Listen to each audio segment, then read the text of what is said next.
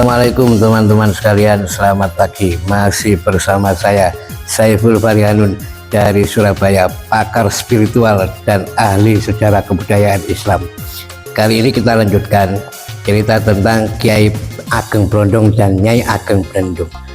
Nah, tradisi mendoakan orang-orang yang tidak mampu ya dengan membawa jagung ya sejumlah 100.000 butir jagung ke langgarnya Ki Ageng Brondong ya, Raden Lanang Dangiran, karena sudah terkenal jadi Ki Ageng Brondong. Akhirnya orang masyarakat sudah menyebut beliau dengan Ki Ageng Brondong dan Nyai Ageng Brendong. Tradisi itu dilakukan oleh masyarakat dan Kiai Brondong secara terus menerus. Pokoknya ada orang yang meninggal dan mereka nggak mampu, nah, langsung mendatangi Ki Ageng Brondong, minta supaya ahli warisnya yang meninggal itu mendoakan si mayat, terus membawa jagung sejumlah 100.000 butir jagung seperti Samiin itu. Akhirnya didoakan bersama keluarganya, dibacakan surat Al-Ikhlas atau Kulhu kalau orang Surabaya ngomong surat Al-Ikhlas. Nah, di situ terus berlanjut sampai Ki Ageng Brondong meninggal pada tahun 1480. Nah, Ki Ageng Brondong meninggal ya di langgarnya Ki Ageng itu dilakukan oleh putra beliau yang bernama Sonaji, putra kedua yang bernama Sonaji, karena Raden Lanang Suntoro yang nomor 1 itu sudah menjadi menantu Wedono Bangkalan. Nah, Raden Lanang Suntoro di Bangkalan itu juga punya langgar ya, dan melakukan hal yang sama apa yang seperti dilakukan oleh ayahnya, yaitu Ki Ageng Brondong. Setiap ada orang yang meninggal itu terus yang nggak mampu loh ya, kalau yang mampu sih mesti berdoa di rumahnya, ngundang orang. Yang nggak mampu itu mesti membawa jagung sejumlah 100.000 ya butir, nah, terus dibacakan surat Al-Ikhlas atau Kulhu bersama ahli kuburnya, bersama keluarga yang meninggal tadi ya, yang memiliki ahli kubur itu, untuk mendoakan ahli kuburnya supaya diampuni oleh Allah segala dosa-dosanya, khilafnya, diterima amal ibadahnya, dan dimasukkan surganya Allah. Jadi di Bangkalan juga dilakukan itu, sehingga di Bangkalan ada tradisi itu ya.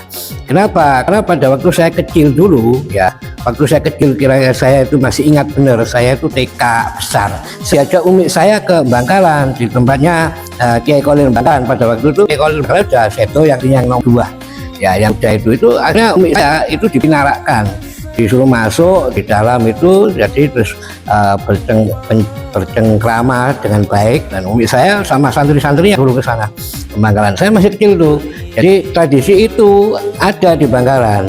Nah, begitu juga di Surabaya. Pada waktu saya masih kecil, saya masih ingat itu betul. Jadi umi saya itu ya, santri-santrinya ya santri ngaji apa, cuma ngaji Al-Quran saja, cara baca Al-Quran sama ngaji apa namanya persucian, batale wudhu, rukune wudhu ya, batale sholat, rukune sholat, itu aja. Bukan pondok pesantren yang besar ngaji kitab yang muluk-muluk, enggak, karena prinsipnya keluarga saya itu mengajari batale wudhu, syaratnya wudhu, nah terus batale sholat, syaratnya sholat, sahnya sholat, itu saja.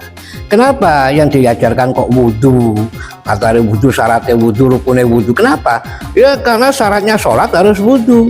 Nah, kalau sholat itu tidak pakai wudhu ya tidak akan diterima sholatnya. Itu hadis Nabi Muhammad SAW, la yuqbalu sholata bighairi thahirin. Nah, itu ada hadisnya gitu ya. Makanya yang terpenting yang diajarkan oleh keluarga saya bukan yang muluk-muluk ya, lahu sorof atau balago malek, bukan. Terpenting ya, kalau wudhunya tidak sah berarti sholatnya tidak sah. Kalau sholatnya tidak sah tidak diterima. Padahal ya teman-teman sekalian, sahabat hatiku ya, orang besok ditanyakan di akhirat ya, di yaumil hisab, itu adalah awwaluma yuhasabu as-sholah. Jadi pertama kali yang dihisab itu adalah sholatnya. Nah, kalau sholatnya tidak sah ya muspro ya, nggak ada gunanya. Nah, sholatnya sah itu dari wudhunya yang sah. Nah, makanya pokoknya itu yang diajarkan oleh keluarga saya. Begitu teman-teman sekalian, sahabat hatiku. Tolong teman-teman kalau punya komentar, ada pertanyaan, silakan ya isi komentar. Nanti saya bikinkan video-videonya. Terima kasih. Wassalamualaikum warahmatullahi wabarakatuh.